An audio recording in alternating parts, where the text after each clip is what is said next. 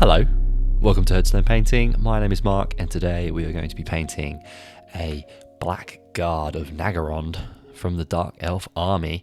We're going to say from Warhammer the Old World. It's not yet, but I've got a sneaky feeling these guys will be coming back soon, so we're getting ahead of it and we're creating a Naggarond force and the Black Guard, one of our new units. So we're going to go stage by stage how we've painted this model, starting with the elf skin. So there's not a lot of skin on show for this guy. It's his face as well as his elbows, and that is it. Now you're going to want to get some Kislev flesh and you want to put it in your palette, preferably a wet palette if you have one, so make sure the paint is nice and thinned down, and you want to do 2 or 3 coats here. Get a really nice layer of Kislev flesh because this is a layer paint. It's not going to cover as well as maybe a base paint would, and once that's done it should give you a nice smooth finish. Using a regular palette here, we're just going to mix Reikland Flesh Shade 50/50 with Armour Medium, and we're using the Armour Medium to just reduce the intensity of that wash, but keep the properties of it. Once that wash is dry, we're going to go back to Kislev Flesh. Again, if you can, use that watered down consistency of paint that you've got on your palette or wet palette, whatever you're using, and just add that into all the areas, leaving the wash in the deeper recesses. Now, of course, there's not a lot to work with here. It really is just picking out the nose, areas around the cheeks, and then most of the elbows. And then finally, grab some Flayed One Flesh. Again, water this down liberally in your wet palette. Use it more as a glaze, and just add that over the higher areas of your Black Guard skin.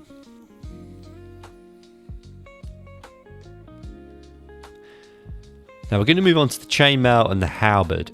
Now there is the black armour that we need to work on, but we're going to focus on that later because there's a lot more we need to do before we get to that. So this is like the next layer up in our miniature painting. So we're going to start with some Iron Warriors and we're going to water this down, but not in a wet palette. This needs to be done in a standard palette or on a flat surface.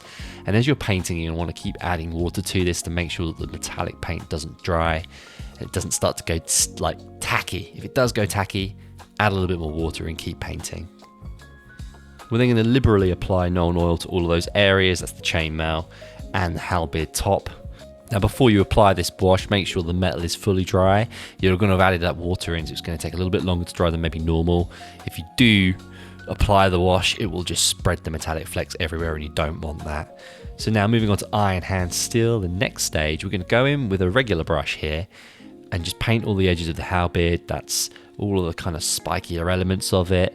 Kind of like it's like a heavy edge highlight really, and we want to make sure that that halberd's starting to look really cool. Run around all the edges and pick out those studs as well. We'll then get a small dry brush. Apologies for the blurry content here, I don't know what's going on here, but just pick out all that chainmail. Because we're doing this now, we can be fairly loose with it. We're not going to get metal all over any other details.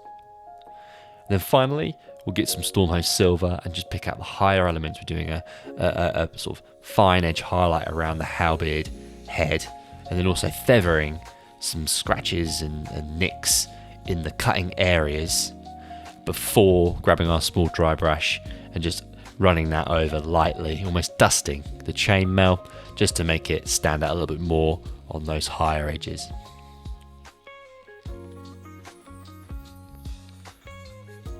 Now moving on to the cloak, which is a large part of the model. The skirt has some fabric around the bottom and the sleeves as well. So we're going to use 2 different reds, or more of a burgundy and a dark red, to kind of mix it up a little bit. But we're going to grab Baraknar Burgundy first and paint the skirt around the bottom of the chainmail, as well as his sleeves. So we're going to do 2 thin coats of this. Use your regular palette if you have one, but a better would be a wet palette. Keep it nice and thin. Baraknar Burgundy is quite thin paint, so you'll want to do 2 thin coats. For the cloak and the sash that goes around his waist and down one side, we're going to grab Galvorbak Red and paint all of that in as well. Now, of course, be careful as you run around with this because you've just put all that effort into the chainmail. But if you do make a mistake, just slide back in with some Iron Warriors and dry brush over it again. Now, once those layers are dry, we're going to grab some Nuln Oil and liberally apply this all over. Now, we're not using a red wash, because I don't feel like it's dark enough to really give you a definition in tone, because these base paints are already quite dark as it is. And I don't think there really is a burgundy dark red wash that we can use, so Nuln Oil is perfect for this. We're then going to go back to the burgundy elements, and we're going to basically relayer this. So the Barrack Gnarl Burgundy should be in your palette, hopefully wet palette, and you should just be able to reapply this over, glazing it back in, leaving the Nuln Oil in the recesses. So we're not it's only really going to be very dark in those recesses, but it will glaze over the wash that we've done on the areas in question. We're then going to grab Barrack Gnarl Burgundy on our wet palette here and mix it 75-25, so 3 parts to 1 part flayed 1 flesh. And we're going to pretty much go over all the areas. We're going to water this down on the wet palette so it's kind of more of a glaze, and we're going to paint over a lot of the areas, leaving that Barrack Gnarl Burgundy and the Nuln Oil in the deepest recesses. We're then going to step up again and grab some Barrack Gnarl Burgundy and flayed 1 flesh. We do 25-75, so 1 part to 3 parts this time. This is almost like a skin tone, so you could maybe use Cadian flesh tone here instead if you prefer not to mix anything. But here we're going to go in and just paint all of the edges like a fine edge highlight around all of the burgundy elements. Heading back to the Galvorbach red cloak and the sash, we're going to get that Galvorbach red on our palette that we've already used, and we're going to paint over all the higher areas, leaving the Nuln Oil only in the recesses. Now there are quite a bit of these on the cloak, as it's fairly ruffled, so just take your time, work your way around. It's a huge part of the model, this section. We're not going to go quite as intense in the mixing as the previous colour, but we're just going to mix Galvorbach red 50-50 with Wordbearer's Red, which is a lovely bricky red colour. And again, we're going to make sure this is watered down fairly liberally, and we're going to apply it as a glaze and pick out most of the highest areas, leaving the Galvorbach red and the Nuln Oil in the darker areas. But generally, we're going to that 50-50 tone for this cloak. And then we'll get some Wordbearer's Red on the palette on its own. It's quite a thin paint anyway, as it is a layer paint, but add a little bit more water and just paint the higher areas. In this case, is most of it. And we'll get back to kind of scruffing this up and making it a little bit more dirty. I don't feel like Dark Elves should be pristine like their High Elf brethren. They do need a little bit of dirt and grime, because they have been out on campaign for however long.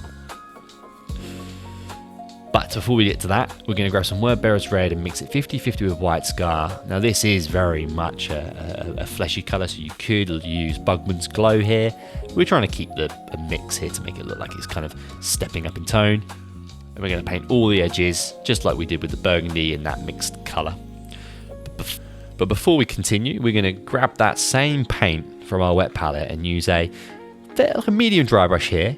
Make sure the brush is really dry. Don't let too much of the pigment stick on this brush. And you're just going to run it around the base of the cloak and the sash to make it look like it's starting to get a bit beaten up, ripped and torn. And then finally, a little extra tip I tend to find, just to make the cloaks look grubby and dark, is to grab some dryad bark and really pull this off the dry brush, where as much as you can, and then just kind of dust this around the base. So it's kind of going over a little bit of the work we've already done, but it makes it look grimy, as if, as I said, this guy's been on a long campaign for Naggarond. Okay, a real quick section here. We're just going to paint the Halberd Shaft. So there's no wooden texturing on this. This feels like an old throwback to maybe a 2000s model. The shaft is literally a perfect cylinder. So because of that, we're going to try something a bit different. We're just going to paint the entire thing first with 2 thin coats of dryad bark, which is a lovely wood base colour. Just work your way around. Try not to get it onto the metal that you've already painted for the halberd top. We'll then wash this with Nuln Oil. That's more just to give the deeper recesses something to work with. It's not going to do a lot in this case because there is no graining that's been sculpted onto this element. We're then going to literally relayer over this whole thing with dryad bark. That same watered down brown, we're going to paint over the whole thing, leaving the Nuln Oil only in the recesses, so that'll be on the floor, around his hand, and at the bottom of the halberd's head. it's just this. I don't think we want to sit in here and paint grain on all of these things, especially when you're painting 20, 30 of these. So I think just keeping it nice and clean works really well. But to finish it off, we'll grab some Gawthorpe Brown and we'll just like run a line of this around all the edges, just where it gets to that knoll in order to make it look like it's got a bit more texture to it. Now the big part of this model is the blackened plate. Now this in the metal world is called bluing. It's where you make steel or give steel like a black effect, which is awesome. So we're going to try and replicate that. So to do that, we're now going to go in with Iron Warriors and paint this on again. Make sure that you continue to add water to this because you can't put this into a wet palette. Just keep adding water as you go when it gets tacky, but we're going to paint all the armor elements. There's a lot of it, so take your time. We're then going to go in with Iron Breaker and paint all of the edges. Now there's quite a lot of that around these shoulders. A lot of it is going to be painted over with Ruined Lord Brass later, so you can actually skip quite a lot of the steps here, but really it's the edge of the shoulder pads as well as parts of the face. And I think really, there's a couple parts on his back that you can paint as well. Now, we don't often use contrast paints. We try to paint the classic method on this channel, but we are going to mix contrast medium 2 parts to 1 part Black Templar on our palette. Mix up enough of this so that it doesn't dry as you paint these guys, especially if you're painting lots. And we're going to paint this over, not as a wash, but almost like paint it as if you were painting a normal colour over all the armour panels. We're going to do 1 coat to start, let that dry, and then come back and do a 2nd coat, and it will really dull the metal down, but still let those flecks just shine through so that it looks like it's still metal to give it that bluing effect. I think it looks really close for the minimal effort we've made, so let me know what you guys think in the comments. But just to finish off, just to pick out the real edges, because the bluing can rub off when it's sort of beaten up or used a lot. We're just going to grab some Iron Breaker and effectively go over those edges that we've just discussed around the shoulder pads and the face, just to give it a bit of a wear. We're going to move on to the helmet plume now, which is probably the most fiddly part of the model because we painted so much of it. It's kind of all around the model here. So we're going to do it before we do the brass, because the brass is the last piece of the puzzle. But this is going to be all in around the halberd. This is an old school model at the end of the day. These used to be on 20mm square bases. I don't actually know how that happened because I could barely fit them on 25s. Well done to everybody who did back in 8th edition. I applaud you. But we're going to do 2 thin coats of Mephiston Red to start. And once that's dry, grab some Carabur Crimson straight out of the pot and give it a nice liberal wash. Just being mindful that anything that gets onto that black armour is going to be very obvious. So take your time around that. And if you do need to get rid of it and re-wash it, it's better than letting it dry and repainting things. We'll then grab that same Mephiston Red that's on your wet palette and relayer it all over the hair strands, really. Now you could dry brush this using the colours I'm about to state. It will be very fiddly, and I do feel that you would end up getting a lot of the red on that armour. So I feel like taking your time here and painting the strands might be a bit painful, but it will look better. We'll then grab some Evil Sun Scarlet, and we're going to paint the vast majority of these strands, leaving elements, maybe like 25% of it in the Mephiston Red. And we'll start the Evil Sun Scarlet at the base of it, and then leave the middle, and then paint the end of the strands, kind of making it, trying to make it look like it's shining at the top and the bottom, leaving it a little bit more dull in the middle. And then finally, Wild Rider Red. I don't think I said that very well. Wild Rider Red. We'll do a final edge highlight, and again, we'll pick out the same areas, but just a little bit less. This colour's almost a sort of psycho orange. It looks great over those previous 2. We're moving on to the final stage here, but this is by no means the least. This is the brass trim and the eyes. So, there is actual trim elements that need to be painted in Ruined Lord Brass, which is what I'm showing you here. That's around the shoulder pads. There's the spikes on his helmet, as well as his chest, and then there's 2 little armor panels on his back also need to be painted. That's very obvious. However, in the Games Workshop pictures of these miniatures, they do paint like a line of Ruined Lord brass around every single armor panel. Now, I feel like this is optional, but if you fancy giving it a go, you will have to take your time, but it will almost be like doing an edge highlight, but a really thick one. So you're just going to run your brush around and paint every single panel, and if you do manage to achieve it, it looks something a bit like this, which I was surprised I managed to get it to look as good as this, but I managed it somehow. So if you want to give it a go, please feel free to. Otherwise, just focus on the trim. Regardless, whichever level you go to, you're now going to want to grab Seraphim Sepia, and rather than being liberal, just paint this on to the brass sections. And once that wash is dry, we're going to grab some Stormhost Silver and just paint the edges. We're going to edge highlight all of this. And if you did paint the trim, just paint the real edges of it. So you're almost edge highlighting an edge highlight. Does that make sense? But just the real extremes, so that you're not covering up all the nice Ruined Lord brass work you've done, because it will just look silver otherwise. We're going to zoom in a little bit, and we're going to paint the eyes. Now this is tough, because these little things are hidden inside of a lot of the hard work you've already done. It may be worth doing this before doing the brass, but just get some white scar and run your brush into those areas. Make sure the white scar is nice and watered down so it doesn't dry on your brush as you're painting, but please, of course, take your time. Do one eye at a time if you need to. And then we'll finally get some Abaddon Black and just paint a pupil. Of course, this is entirely optional.